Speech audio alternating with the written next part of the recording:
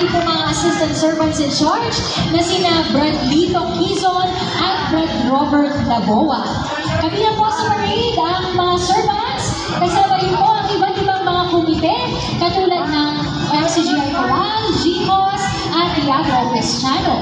Ang mga kapatid po sa aklan ay patuloy na nakikisa sa mga gawain katulad ng pagkumusta at pagdalaw sa mga kapatid na may sakit at mga matatanda at patuloy na pagsasagawa ng iba't ibang MCGI Cares activities. Una na isagawa ang Fiesta ng Diyos sa aklan noong pumunta ang kapatid na Daniel sa probinsya.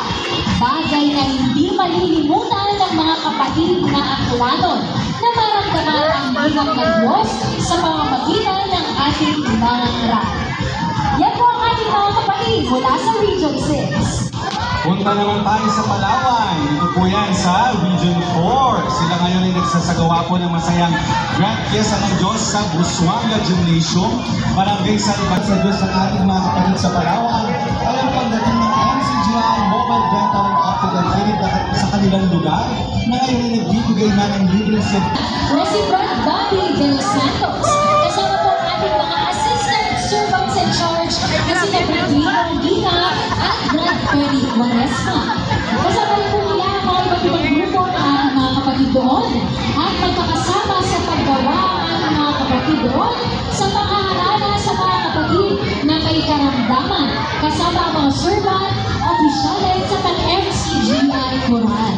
Ang MCGI Youth mula sa Regions 1 and 2 at NCR District 6 ay patuloy na nagsasagawa ng iba't ibang community service tulad ng libreng almusal, libreng paggupit, brigada eskwela, clean-up drive, first aid training, basic life support seminar, at free livelihood seminar.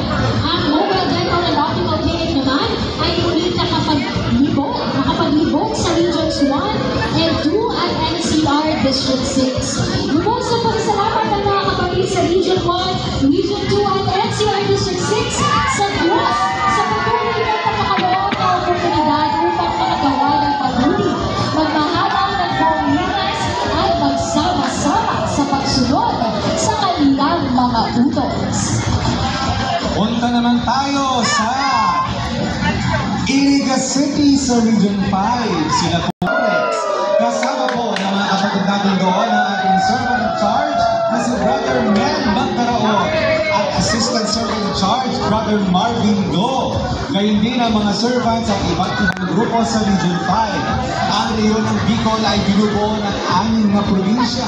Ito ang mga lalawigan ng Camarines Norte, Camarines Sur, Albay, Sorsogon, Catanduanes at Masbate.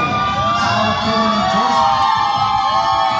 Sa makalipas ng kabuan, tuloy-tuloy ang MCGI Cares activities sa lugar gaya ng medical vision, feeding program, restore at tuloy-tuloy na pag-ikot ng Mobile Dental and Optical Clinic number 4.